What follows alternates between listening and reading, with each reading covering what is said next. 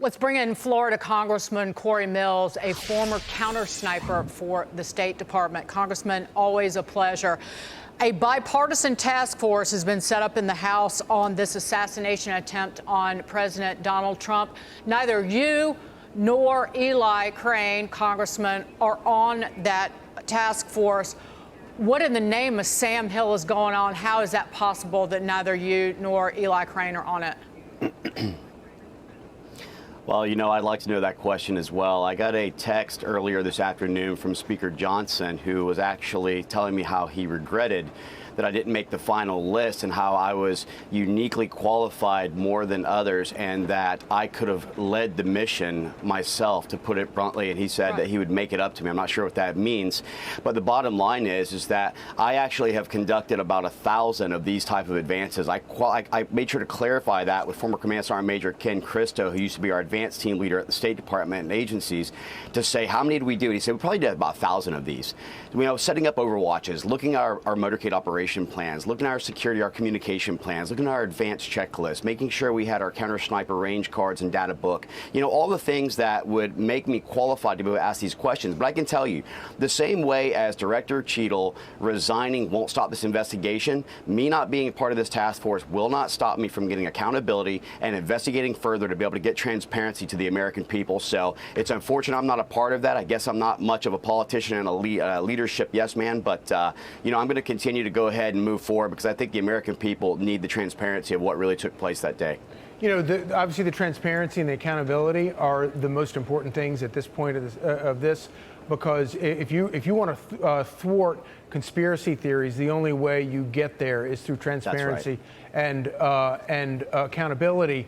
I'm struck by the fact that the FBI still has not interviewed the victim, the primary target of this crime. It just sort of blows my mind. And even if Trump doesn't have something important to say, you'd think that the FBI would be, you know, crossing their T's and dotting their I's.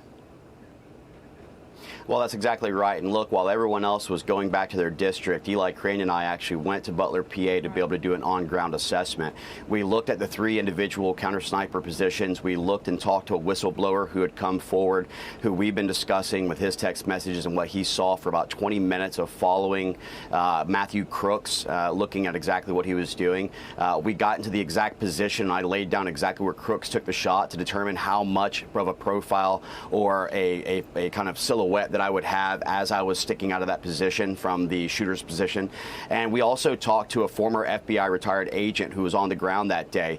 You know, we were continuing to look at the water tower, which had a brand new chain and lock on it, which looks like it had just been done. And I recently found out that those water towers fall under the purview of DHS. And so again, Secret Service falls under Mayorkas, the border funds under Mayorkas, and we're starting to learn that DEI really stands for didn't earn it.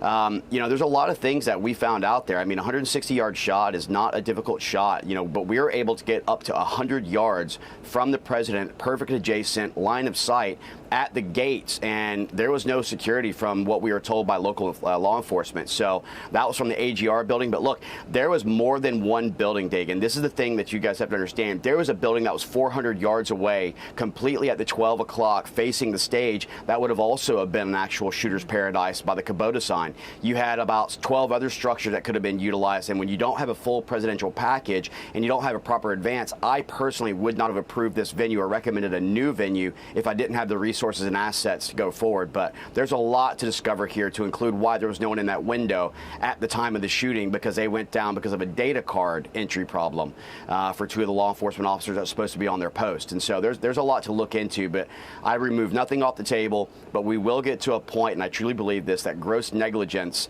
will be indistinguishable from purposeful intent, and that's where the problem for conspiracies lie. Yep. And what is disgusting to me and to all of us is the fact that politics is now getting in the way of getting to the truth.